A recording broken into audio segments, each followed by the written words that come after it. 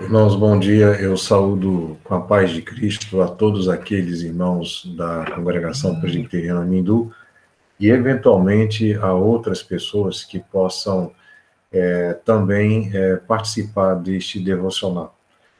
Eu farei a leitura do Evangelho de João, no capítulo 10. Eu vou ler, por enquanto, um único versículo. Versículo 10. João, Evangelho de João, capítulo 10, versículo 10. O ladrão vem somente para roubar, matar e destruir. Eu vim para que tenham vida e a tenham em abundância. Até aqui. Vamos fazer uma oração, irmãos, antes de iniciarmos o nosso devocional. Senhor Deus, tem misericórdia, Pai. Nos guarda de tantas coisas que estão acontecendo ao nosso redor e que nos afligem, nos preocupam, nos protege do mal, nos protege de angústias, de aflições, de ansiedades, Pai, da dor também, Pai, por favor, nos protege, Pai, nos restaura a cada momento e nos prepara, Pai, para que na condução do Teu Espírito possamos meditar na Tua Palavra. Nós te oramos, Pai Santo, em nome de Cristo Jesus, Senhor. Amém. Amém. Meus irmãos, esse texto no Evangelho de João, ele tem um contexto. O nosso Senhor Jesus, no capítulo 10, ele, falando àqueles que estavam ouvindo ele naquele momento, ele diz aqui no versículo 10, no início, em verdade vos digo, o que não entra pela porta no aprisco das ovelhas, mas sobe por outra parte, esse é ladrão e salteador. Então, o nosso Senhor aqui, ele começa introduzindo uma figura de linguagem em que ele usa a expressão porta do aprisco. O aprisco, lugar onde eram guardadas as ovelhas, onde as ovelhas ficavam ali protegidas de qualquer tipo de animal mais predador, e também eram alimentadas, eram cuidadas, eram aquecidas.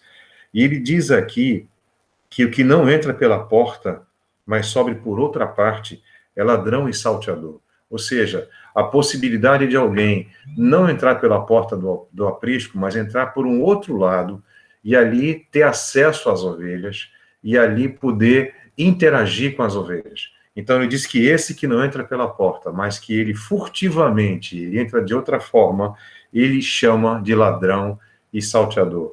E a tradução aqui, que vem do grego, é exatamente essa. É alguém que entra lá com a intenção espúria de tão somente se aproveitar e de roubar e de fazer coisas ruins ali com aquelas ovelhas. Ele continua. Aquele, porém, que entra pela porta, esse é o pastor das ovelhas.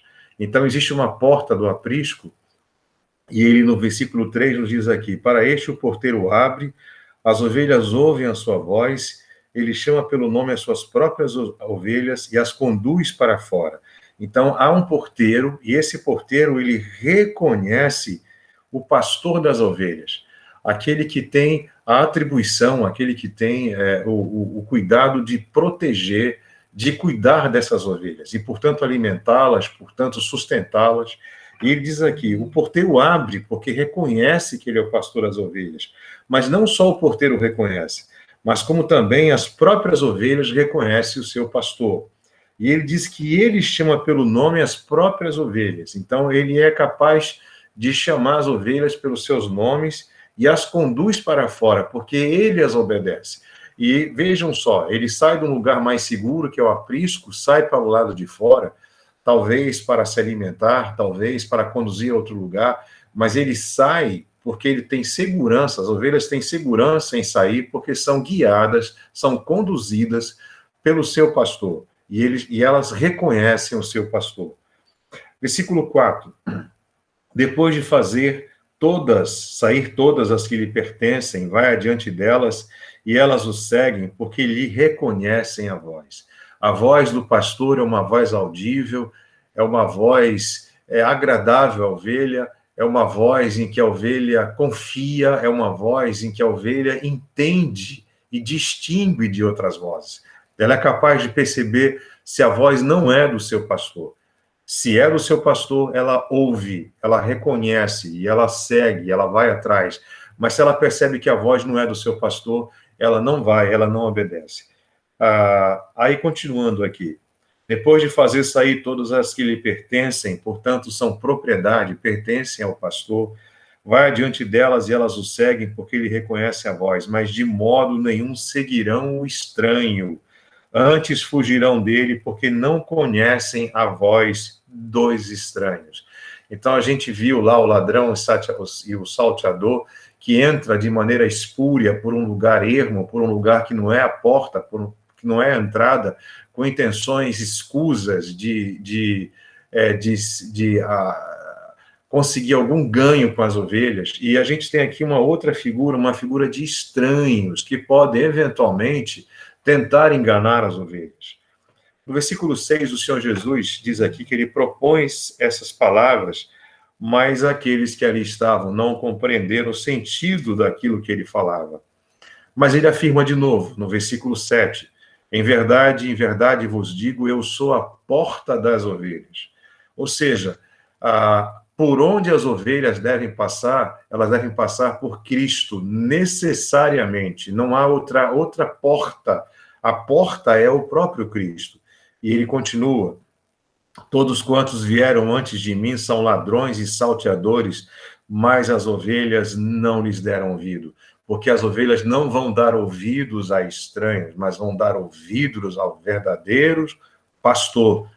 E ele é a porta, versículo 9, o Senhor Jesus diz aqui, eu sou a porta, se alguém entrar por mim, será salvo, entrará e sairá e achará pastagem.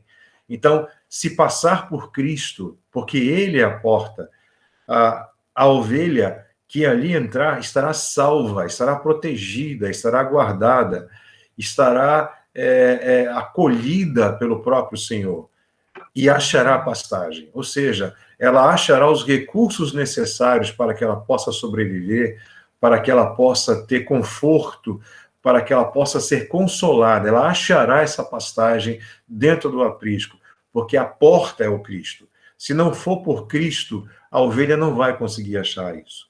Versículo 10, continuando. O ladrão vem somente para roubar, matar e destruir. Eu vim para que tenham vida e a tenham em abundância. E aqui ele fala novamente do ladrão, que vem com a intenção de roubar, de matar e destruir. As suas intenções não são, em hipótese alguma, intenções boas. Pelo contrário, o que ele quer é conseguir roubar as ovelhas, matar as ovelhas, destruir as ovelhas. Mas Cristo, para as suas ovelhas, ele veio para que elas tenham vida, e vida em abundância. Eu vou voltar a esse texto daqui a pouco, eu vou continuar com os versículos seguintes, depois eu retorno para esse texto aqui. Versículo 11, o Senhor Jesus diz aqui também sobre ele, além da porta, eu sou o bom pastor dá a vida pelas ovelhas. Se necessário for, o pastor, ele coloca a sua vida em risco para proteger dos ladrões, dos salteadores, dos estranhos, e mais na frente usa inclusive dos lobos, daqueles que querem devorar, daqueles que querem tão somente se alimentar das ovelhas, não querem o bem das ovelhas. E também dos mercenários. Os mercenários são perigosíssimos. Versículo 12. O mercenário que não é pastor, a quem não pertencem as ovelhas, vê vir o lobo, abandona as ovelhas e foge. Então o lobo as arrebata e dispersa. Num primeiro momento, o mercenário parece que vai cuidar das ovelhas. Num primeiro momento, o mercenário, remunerado para tal, recebendo recursos para fazer isso, ele parece que vai cuidar e vai proteger das ovelhas. Mas ele faz isso tão somente porque ele está olhando para o que ele vai ganhar com isso. Ele está simplesmente olhando quais são os benefícios que ele vai ter de cuidar das ovelhas. Ele não está preocupado com as ovelhas propriamente, mas está preocupado com o que ele vai ganhar com isso.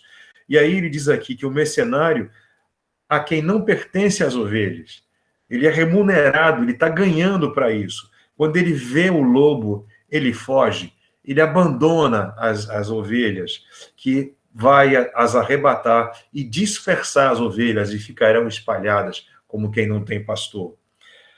Versículo 13, o mercenário foge porque é mercenário e não tem cuidado com as ovelhas. E o Senhor Jesus fala mais uma vez, eu sou o bom pastor, conheço as minhas ovelhas e elas me conhecem a mim. O Senhor Jesus, ele é o bom pastor e as ovelhas de Cristo conhecem ele, conhecem e sabem, entendem a sua voz. Então, há uma relação de compreender que é a voz do pastor. Continuando, assim como o Pai me conhece a mim e eu conheço ao Pai, eu dou a minha vida pelas ovelhas. O nosso Senhor Jesus, no momento oportuno, mais na frente, de forma voluntária, ele caminha resolutamente até a cruz, e ali na cruz ele morre por aqueles que são seus. E como diz lá em Mateus, no início do Evangelho de Mateus, ele veio para salvar o seu povo dos pecados dele, e ali ele entrega a sua vida. A morte que ele morre é uma morte para salvar as suas ovelhas, porque ele é o bom pastor. Ele é o bom pastor, ele entrega a vida espontaneamente pelas ovelhas. Versículo 16, ele diz aqui, ainda tenho outras ovelhas, não deixe aprisco, a mim me convém conduzi-las. Elas ouvirão a minha voz, e então haverá um rebanho e um pastor. Provavelmente ele pode estar dizendo que em todos os tempos, durante toda a história humana, outras ovelhas se agregarão ao rebanho de Cristo Jesus, que ele é o bom pastor, porque ele tem autoridade para cuidar e proteger dessas ovelhas, porque ele entregou a sua vida por essas ovelhas. Versículo 17, por isso o Pai me ama, porque eu dou a minha vida para a reassumir. Ninguém, nem o mercenário, nem o ladrão, nem o salteador, nem os estranhos, nem os lobos, ninguém vai tirar o rebanho, as ovelhas do nosso Senhor. Pelo contrário, ele continua aqui, ninguém a tira de mim. Pelo contrário, eu espontaneamente a dou. Tenho autoridade para entregar e também para reavê-la. Este mandato recebi de meu Pai. Então, o nosso Senhor Jesus, ele deixa bem clara essa questão da parábola, ainda que eles talvez não tivessem compreendido, mas eu penso que ela é de um significado bastante simples e bastante óbvio. Mais adiante, o nosso Senhor continua falando a esses homens. Versículo 25, já vos disse, não credes às obras que eu faço em nome do meu Pai, testifico a meu respeito, porque ele era o Cristo, ele era aquele que haveria de vir, ele era aquele que iria restaurar Israel. E ele continua, mas vós não credes porque não sois das minhas ovelhas. Então, aqueles que não creem em Cristo, não creem na sua obra, não creem no que ele fez, não são ovelhas dele, porque não creem nele. E ele continua, as minhas ovelhas ouvem a minha voz, eu as conheço, elas me seguem, eu lhes dou a vida eterna, jamais perecerão e ninguém as arrebatará da minha mão. Independentemente do que venha acontecer conosco, seja qualquer tipo de vicissitude, dificuldade, ou até a morte, seja lá o que aconteça com a gente, irmãos, de maneira nenhuma, essas ovelhas perecerão e ninguém vai arrebatar essas ovelhas da mão de Cristo Jesus, porque ele é o garantidor da proteção, da eternidade, de estar com essas ovelhas eternamente. E ele diz aqui, eu lhes dou a vida eterna, a vida eterna. E a vida eterna é ficar lado a lado com Cristo para todo sempre.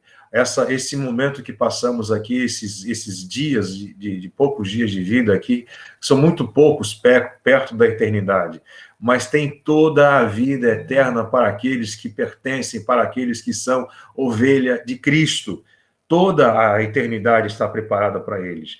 Versículo 29, aquilo que meu Pai me deu é maior do que tudo, e da mão do meu Pai ninguém pode arrebatar. E da mão de meu Pai ninguém pode arrebatar. Eu e o Pai somos um, é o que ele fala aqui. Então, fica bem claro, irmãos, essa questão, essa parábola, pode parecer assim confusa, mas não é. E aqui, eu volto para aquele versículo que eu iniciei aqui o nosso devocional, versículo 10, O ladrão vem somente para roubar, matar e destruir. Eu vim para que tenham vida e a tenham em abundância. A nossa vida, a vida que temos hoje, é dom de Deus, é presente dele. E a vida que temos hoje, que vivemos aqui, é uma vida que tem que ser bem vivida, porque ela é um presente do nosso Senhor. E por ser um presente dele, temos que viver de maneira frutuosa, de maneira abençoadora, de maneira em que reconhecemos a mão de Deus, a sua bondade em cada coisa que fazemos nessa vida. Existe uma expressão, irmãos, muito conhecida entre os filósofos. Eu vou ler aqui a expressão carpe diem. Eu já estou aqui já passando para a aplicação. E preste bem atenção. É uma expressão latina que tem uma ideia, hoje o significado aproveitar o dia, mas no sentido mais original seria colher o dia. Mas a ideia é aproveitar ao máximo o agora, apreciar o presente. Provavelmente esse texto foi escrito por um poeta romano, Horácio, antes de Cristo, mas preste bem atenção que, de uma certa forma, essa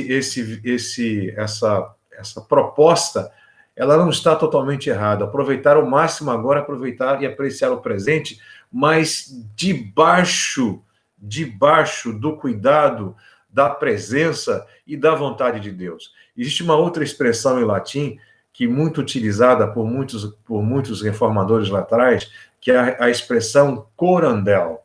E a ideia de corandel é vivendo diante da face de Deus.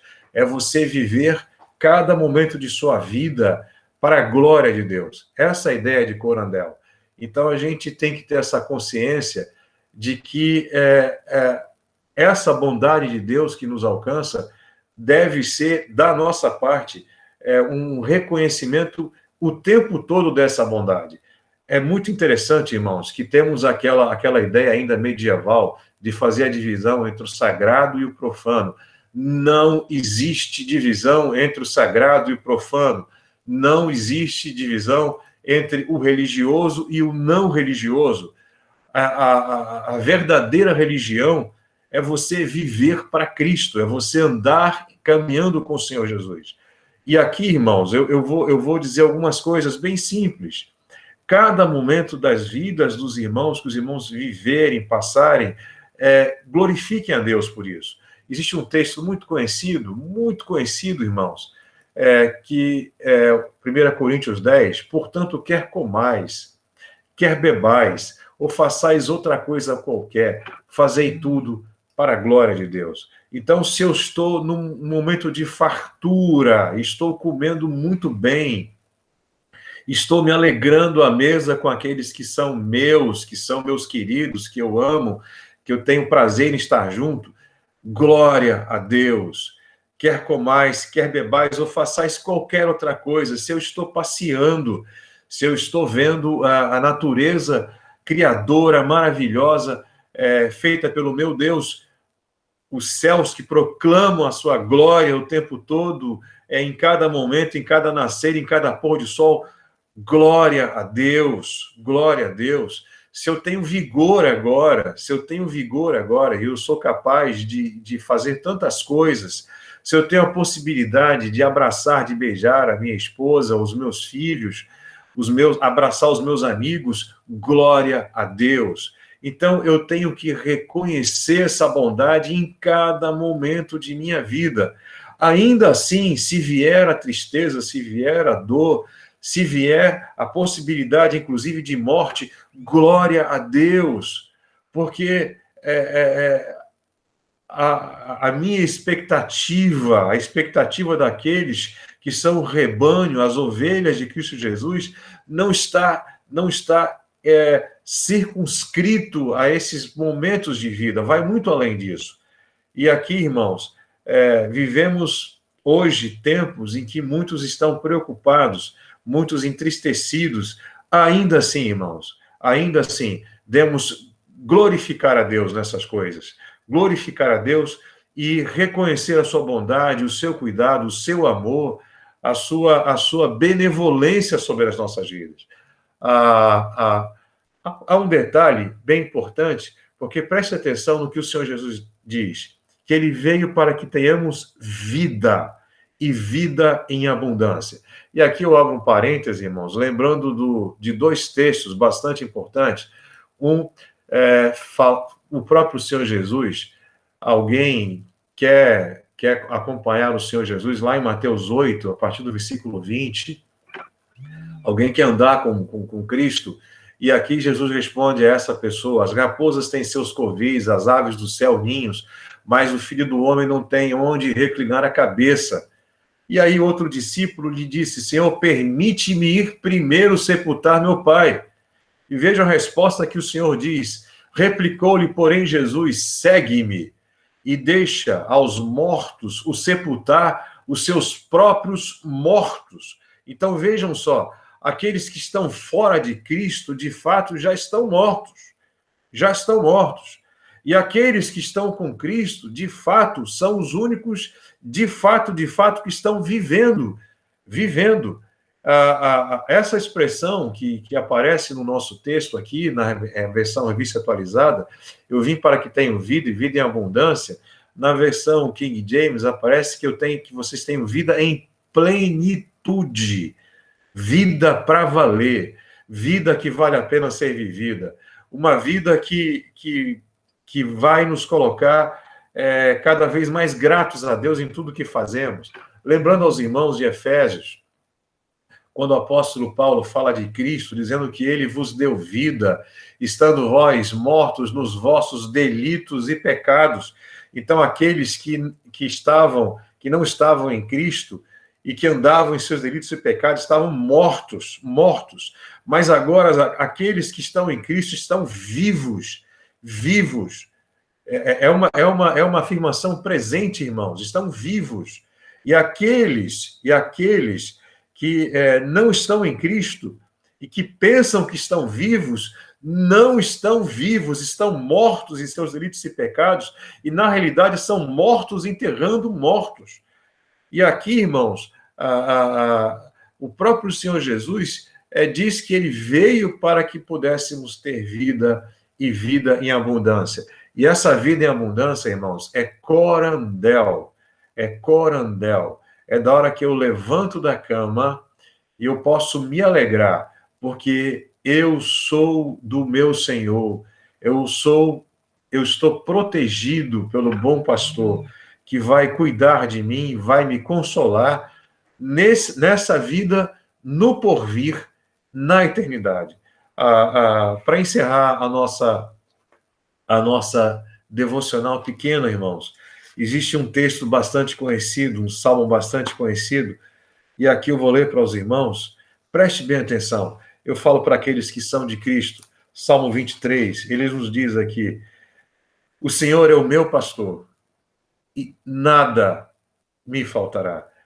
Existe uma outra versão que talvez seja mais correta. O Senhor é o meu pastor, e eu não preciso de absolutamente mais nada. Não preciso de mais nada, porque Ele é o meu pastor. Se Ele é o meu pastor, eu não preciso de mais nada. E aqui continua: Ele me faz repousar em pastos verdejantes, fartura, leva-me para junto das águas de descanso, refrigera-me a alma, a paz consoladora, a paz que pode deixar meu coração em paz.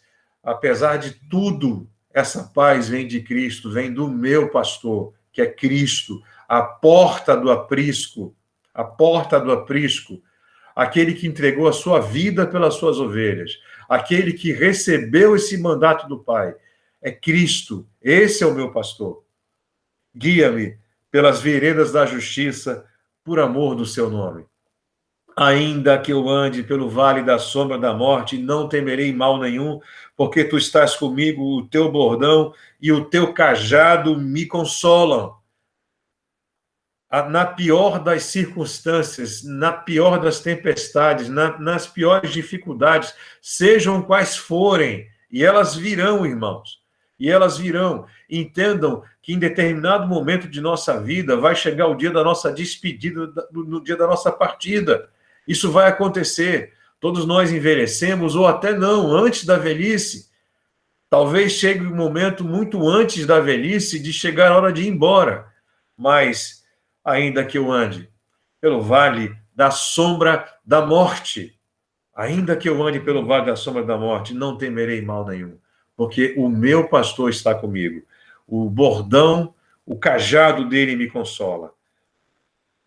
O cajado dele me consola. Versículo 6. Bondade e misericórdia certamente me seguirão todos os dias da minha vida e habitarei na casa do Senhor para todo sempre.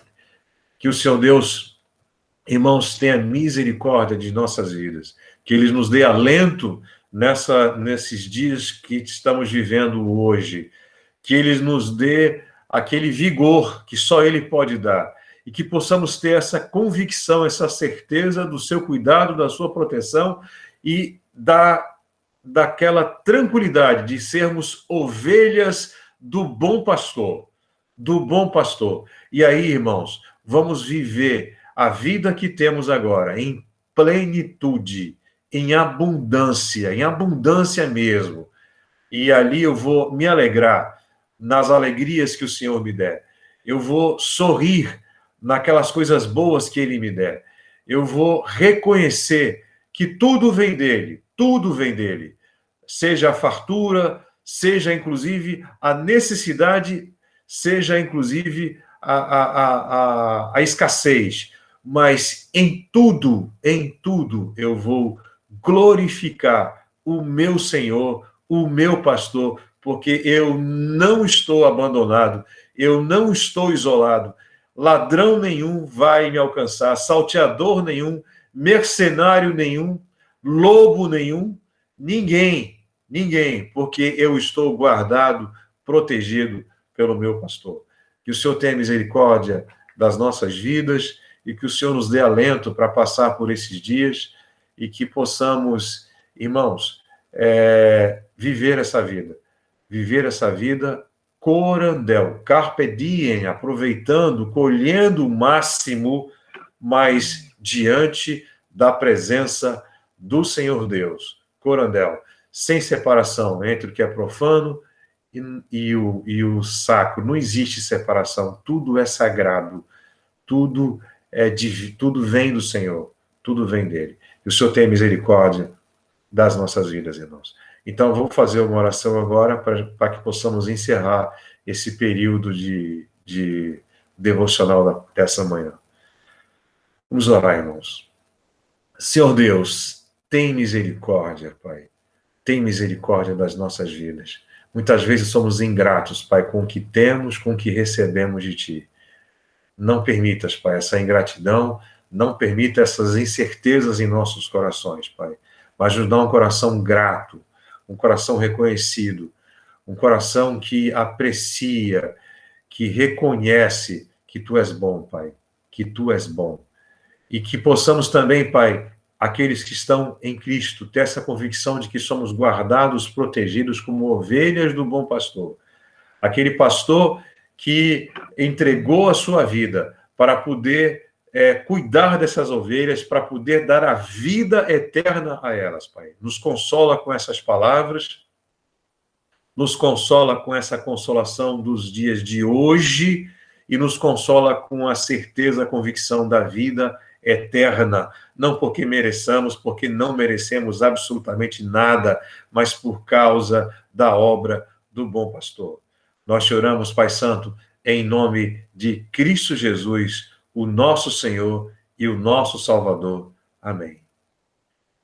Amém, irmãos.